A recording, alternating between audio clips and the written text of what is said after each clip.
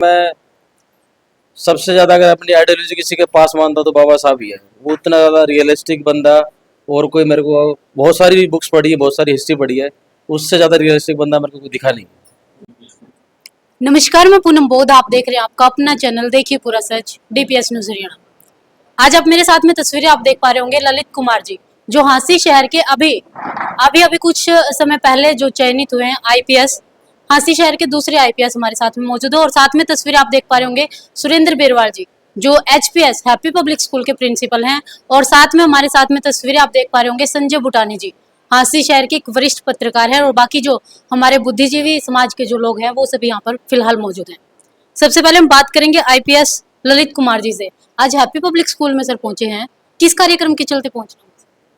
Sir यहाँ पे एक प्रोग्राम ऑर्गेनाइज किया गया था यहाँ की टीम के द्वारा कि बच्चों को मोटिवेशन के लिए यहाँ मेरे को बुलाया गया था, और उसके लिए मैं यहाँ पे आया था, और उसी का प्रोग्राम था। हैप्पी पब्लिक स्कूल के स्टूडेंट ने आपसे बहुत सारे क्वेश्चन किए हैं, तो आपने उनको मोटिवेट किया, बहुत अच्छा मार्गदर्शन आपने दिया है। तो सर उसमें कैसा लगा आपको? बच्चों के बारे में, स्कूल के बारे में क्या कहना चाहिए? बच्चों के अंदर काफ़ी ज़्यादा क्यूरियोसिटी है, सभी ने बहुत ज़्यादा सवाल पूछे हैं। इतना तो मैंने एक्सपेक्ट भी नहीं किया था कि इतने बच्चे सवाल पूछ लेंगे। जी। और स्कूल के बारे में मैं कहना चाहूँगा कि ये स्कूल ऑलरेडी एक सोशल सर्विस के मॉडल पे चल रहा है कि काफ़ी ज़्यादा अफोर्डेबल एजुकेशन दे रहा है बच्चों को, वो भी इंग्लिश मीडियम के अंदर। तो स्कूल के टीचर्स के लिए भी मैं तारीफ़ करना चाहूँगा कि इतनी अच्छी क्वालिटी की एजुकेशन वो भी इतने कम दाम में अगर दे रहे हैं, और बच्चों का इतनी अच्छी एजुकेशन मिलती है तो बहुत बड़ी बात है। और क्यूरियोसिटी के जो बच्चों में थी वो मैंने सारी की सारी रिजॉल्व करने की पूरी पूरी ट्राई की। जी।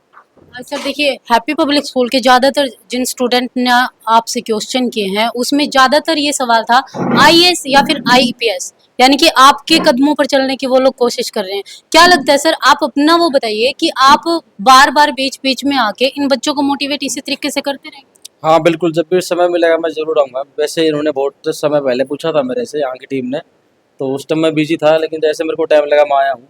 और जो भी बंदा गेस्ट के तौर पे आता है वो जिस पोस्ट पे होता है बच्चे उसी से इंस्पायर होते हैं। अगर कोई डॉक्टर आता है तो डॉक्टर से इंस्पायर होते हैं, कोई इंजीनियर आता है तो उससे इंस्पायर होते हैं। लेकिन मेरे को जब भी टाइम मिलेगा मैं जरूर आऊँगा। जी सर।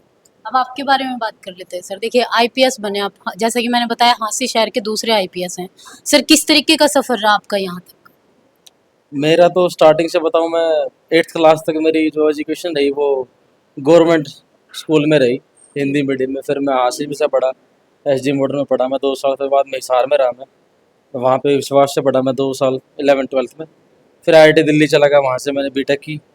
उसके बाद 2017 में मैंने तैयारी करनी स्टार्ट की, और ये 7वें अटेम्प्ट के अंदर मेरा फाइनली हुआ है। जी सर। सर ज़्यादातर देखा गया है कि आप जहाँ कहीं भी जाते हैं, जहाँ आपको सम्मानित के लिए बुलाया जाता है, आपके फादर साहब आपके साथ में होते हैं। सर इसका क्या?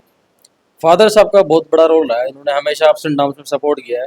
इन्होंने कभी प्रेशराइज नहीं किया जॉब पकड़ने के लिए, क्योंकि 7 साल तक वेट करना किसी जॉब के लिए काफ़ी बड़ा डिफिकल्ट टास्क हो जाता है। तो इन्होंने हमेशा सपोर्ट किया है, और इनके अंदर इस एज के अंदर भी इतनी रेजिलियंस है, वो बहुत बड़ी बात है। वो मैंने सीखी इनसे कि लाइफ के अंदर कुछ भी हो जाए तो बंदे को ये नहीं कि पूरा क्रैम्बल हो जाए, पूरी तरह टोपल हो जाए बंदा, ऐसा नहीं होना चाहिए।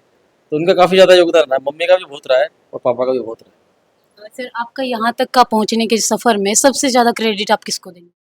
ये तो मैं, मेरे मम्मी पापा का बहुत बड़ा योगदान रहा है। उन दोनों ने हमेशा सपोर्ट किया है यहाँ तक पहुँचने में, इस जॉब को हासिल करने में। तो उन दोनों को देना चाहूँगा। बाकी मेरी जितनी भी एक्सटेंडेड फैमिली है उन्होंने भी बहुत सपोर्ट किया हमेशा डिफ़िकल्ट टाइम में। यार दोस्तों ने भी, जब भी एग्ज़ाम देने गया हूँ, कहीं बाहर रुकना हुआ, तब उन्होंने बहुत सपोर्ट किया है। तो ये वही बात है कि अकेला चना भाड़ नहीं फोड़ सकता, तो वो सभी का इसमें योगदान रहेगा। जैसा कि आप जानते होंगे सर, बाबा साहब ने कहा था शिक्षा वो शेरनी का दूध है, जो पिएगा वो दहाड़ेगा। सर आज आपने मुकाम हासिल किया है, तो सर क्या लगता है बाबा साहब ने जो बात कही थी वो कितनी जो लागू हुई है अपनी ज़िंदगी में? वो पूरी तरह से लागू होती है। सेम बात बाबा साहब ने कही है, उसके बाद में सेम बात अमर्त्य सेन ने भी कही है कि एजुकेशन आपकी लाइफ का सबसे प्रॉफिटेबल इन्वेस्टमेंट होता है।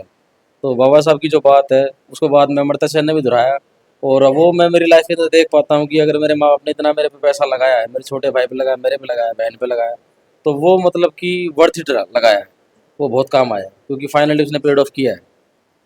हमारे समाज को सर कभी असर उठाकर जीने का हक भी नहीं था, तो बाबा साहब ने हमें ये सारे अधिकार दिए हैं। तो मैं जानना चाहूंगी इस खुशी के मौके पे आप बाबा साहब के बारे में कुछ कहना चाहिए? बाबा साहब तो जैसे कि कहा जाता है कि फादर अपने इंडियन कॉन्स्टिट्यूशन के, और उन्होंने जो भी आइडियाज लिखे हैं, जो मोटा मोटी लिखा गया है, जस्टिस है, यूनिटी है, इंटीग्रिटी है, लिबर्टी है, जो भी आइडियाज उसके अंदर दिए गए हैं वो एक तरह से हमारे कंट्री की नींव रख चुके हैं। तो शिक्षा के बारे में जो उन्होंने बोला, जस्टिस के बारे में जो उन्होंने बोला, वो आज अपने है। और हमारा संविधान, हमारा जो कंट्री है, पूरा उसी से चलता है। और मुझे लगता है कि उनकी विचारधारा के बदौलत ही आज हम यहाँ तक पहुँचे हैं। आप अपनी जिंदगी में सर, क्योंकि अब तो आईपीएस बन चुके हैं, आपका कार्य शुरू हो जाएगा, आप अपनी जिंदगी में बाबा साहब की विचारधारा को कितना अपनाओगे? मैं तो सही बताऊं तो अगर मैं सबसे ज़्यादा अगर अपनी आइडियोलॉजी किसी के पास मानता तो बाबा साहब ही है। वो इतना ज़्यादा रियलिस्टिक बंदा, और कोई मेरे को बहुत सारी बुक्स पढ़ी है, बहुत सारी हिस्ट्री पढ़ी है, उससे ज़्यादा रियलिस्टिक बंदा मेरे को कोई दिखा नहीं। हमारे साथ में संजय भूटानी जी मौजूद हैं, और दूसरी तरफ अगर हम तस्वीरें दिखाएं तो ललित कुमार जी के पिताजी हमारे साथ में मौजूद हैं। तो सबसे पहले हम बात करेंगे संजय भूटानी जी से, जो झांसी शहर के एक वरिष्ठ पत्रकार हैं। सर, हैप्पी पब्लिक स्कूल में आप पहुंचे हैं, क्या कहना चाहेंगे सर, किस कार्यक्रम में? और हैप्पी पब्लिक स्कूल का जो स्टाफ है सर यहाँ पे बैठे हैं, और जो बच्चे हैं, इन सब के बारे में मैं आपकी विचारधारा जानना देखिए, आज यहाँ आकर जिसको कहते हैं ना पॉजिटिव वाइब्स, आजकल ये शब्द चलता है, जी। तो पॉजिटिव वाइब्स का वातावरण है। जहाँ सकारात्मक वातावरण है वहाँ आपके सकारात्मक विचार बनेंगे। जी। और हमारा आधार जीवन का है, जो मैं मानता हूँ वो विचार ही हैं, बाकी सारी बातें बाद में हैं। अगर हमारे विचारों में परिपक्वता आ गई है तो हमारा जीवन कामयाब है। जैसा कि मैंने आपको बच्चों को संबोधित करते हुए बताया कि सबसे पहले हमने इंसान बनना है, और हम एक ही परमपिता की संतान हैं। जैसे मैंने बताया ना, वहाँ सबसे कर लो प्रीत जगत में कोई नहीं पराया, तो ये सच्चाई है। तो जब हम इस जीवन में आए हैं, सिर्फ हम आज ललित जी आईपीएस बने हैं, सच मानो तो मुझे सभी को होती है।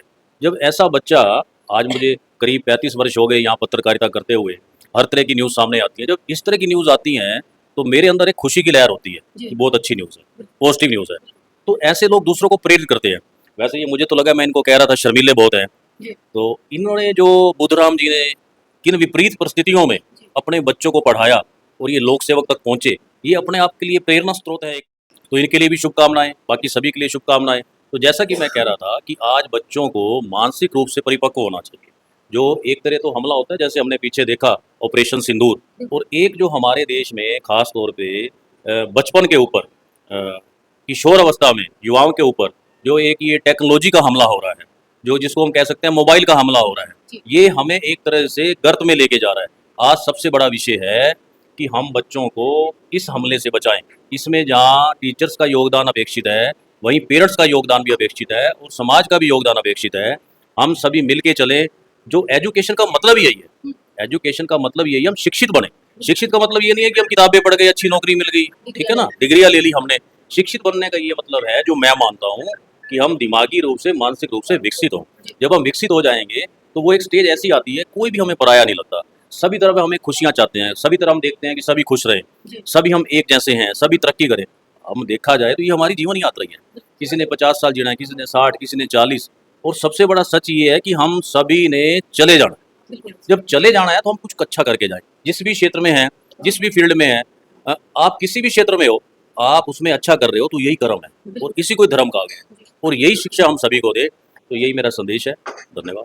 हैप्पी पब्लिक स्कूल के स्टूडेंट्स के बारे में जानना चाहूंगी सर, कि आपने यहाँ पर मंच पे खड़ा होकर देखा, बच्चों का टैलेंट भी आपने देखा, तो हैप्पी पब्लिक जो स्कूल है, इस स्कूल के बारे में, बच्चों के बारे में, स्टाफ के बारे में क्या कहना हाँ, मैं ये बात जरूर कहना चाहूँगा, जैसे कि मैंने वहाँ बताया भी है, शुरू में भी आपको बताया है, कि जो स्कूल में मेरा प्रथम बार आना हुआ है, विजेंद्र जी हैं, ये लोग हैं, ये काफ़ी वर्षों से मुझे मिलते रहते हैं, तो एक अच्छा इनसा रिलेशन बना हुआ, आज पहली दफ़ा आना हुआ है। तो पहली दृष्टि में मुझे बहुत अच्छा वातावरण लगा है। बच्चे भी मैंने देखा है, अच्छे लग रहे हैं। बच्चों ने जो क्वेश्चंस किए वो भी अच्छे थे, वरना आजकल बच्चे करते नहीं रहे। और जैसा कि इन्होंने मुझे बताया, इनकी जो सोच है वो पैसे कमाने की नहीं है। अब सभी लोग पैसे कमाने के लिए नहीं लगे हुए, काफ़ी सारे स्कूल तो पैसे कमाने में लग गए हैं। क्या कह रहे हैं, उनसे बात पूछो भाई आप। कोई कहता है मैंने एक बस बढ़ा ली इस बार स्कूल में, नहीं। कोई कहता है मैंने 4 कमरे बना लिए स्कूल में, नहीं। अरे भाई, शिक्षा तो मैं आपको बताना चाहूँगा कि कोई कमरों में ही बैठ के नहीं होती शिक्षा। शिक्षा तो मुझे भी याद है, मैं अपने जब पढ़ता था, तो अब तो ये एसी का ज़माना आ गया है, तो विश्राम गृह है जो PWD का, उसके पुराने पार्क में अच्छे वृक्ष लगे हुए हैं। मैं सुबह सुबह वहीं चला जाता था, और आज पता नहीं ये बैठे बैठे प्रथम बार मेरे मुंह से ये बात निकल रही है और मुझे याद आ रहा है, मैं वहाँ बैठ के भी पढ़ता था। वहाँ मुझे अच्छा लगता था, खुली हवा है, खुला वातावरण है। और एक सोच आज ये भी हो गई है पेरेंट्स की भी कि बच्चों के लिए एसी रूम होना चाहिए। मैं देखता हूँ कुछ एसी बसें आती हैं बच्चों को लेने के लिए, बच्चा रात को एसी में सोया है, बच्चा सुबह एसी वैन पे चढ़ गया है, बच्चा आगे जाके एसी कमरे में बैठ के शिक्षा ले रहा है, घर आया गर्मी हाय गर्मी हाय गर्मी, वो टिक ही नहीं पा रहा। 24 घंटे में से वो लगभग घंटे एसी में गुजार रहा है। तो मैं अभी इनको भी यही कह रहा था, देखो कंपटीशन का जमाना है, हमें उसे compete करना है, लेकिन हम उस कंपटीशन की दौड़ में इतना ही मत भागे कि हमारा जो भविष्य ही खराब हो जाए, हमारे बच्चे ही खराब हो जाए। मैं कहता हूँ आप 10 बच्चे पढ़ा लो, सिर्फ जी 10 बच्चे अगर पढ़ जाएंगे ना, तो आपको जो खुशी महसूस होगी वो खुशी आपको पैसा इकट्ठे करने से नहीं मिल सकती, नई बसें लेने से नहीं मिल सकती। तो आज का वक्त जो एजुकेशन है, आज मैं कल एक यूनिवर्सिटी की वीडियो देख रहा था, नोएडा में यूनिवर्सिटी है, तो वहाँ आप उस वीडियो को देख के हैरान रह जाएंगे। हमारी बेटियां लड़कियां फेयरवेल पार्टी पे इतने बेहुदा डांस कर रही हैं, तो जब उन्हें ऐसा कुछ स्कूलों में कॉलेजेस में सिखाया जाएगा तो उनका भविष्य क्या रहेगा? वो पढ़ाई तो है नहीं। तो अपनी जो कल्चर है पुरानी, उस पे चलते आज कुछ स्कूलों वालों ने कंपटीशन के चलते ऐसे ऐसे कार्यक्रम करवाने शुरू कर दिए हैं जो हमारी सभ्यता संस्कृति से मेल ही नहीं खाते। बच्चे भी उसी काम में लगे हुए हैं, उनके पेरेंट्स को भी उसी काम में लगा दिया, इनको ये ड्रेस डालो, इनको ये ड्रेस डालो, इनको ये ड्रेस डालो। वो बच्चों को, उनके पेरेंट्स को रिझाया जा रहा है जी स्कूल की संख्या बढ़ाने के लिए। विषय संख्या का नहीं है, संख्या तो कोई भी बढ़ा लेगा, लेकिन वो टिक कितनी पाएगी? तो क्या हमारा उद्देश्य पूरा हुआ? बच्चों को शिक्षित करने का उद्देश्य पूरा हुआ? नहीं हुआ। उद्देश्य तब पूरा होगा जब बच्चे संस्कारवान बनेंगे। हम पढ़ते थे, आज भी टीचर मिल जाए साइड में अपना व्हीकल खड़ा करके जाके मिलते हैं, और मैं ये भी देखता हूँ आजकल के बच्चे टीचर निकल जाए तो मुंह भरे करके हंसते हैं या भाग जाते हैं। ये जो गलत चीज आ रही है, ये हमें भुगतनी पड़ेगी। अगर हमें नहीं भुगतनी पड़ेगी, हम निकल जाएंगे, तो हमारी अगली पीढ़ी को भुगतनी पड़ जाएगी। ये जरूर होगा। तो इसलिए सबसे बड़ी बात है, हम शिक्षा का मतलब समझें। जी ललित जी के पिताजी आज हमारे साथ में मौजूद हैं। नमस्कार अंकल। नमस्कार सर। आज आपके बेटे आपके सामने बैठे हैं, आईपीएस बन चुके हैं। सबसे पहले जानना चाहूंगी आपको कैसा महसूस? बहुत बढ़िया लग रहा है। आपके बेटे ने आईपीएस का मुकाम हासिल किया है, देखिए कोई छोटी बात नहीं है। और जैसे कि इन्होंने बताया कि 7 साल आपने इंतजार किया है, तो क्या इन 7 सालों में ललित जी जो है कभी कमजोर नहीं पड़े?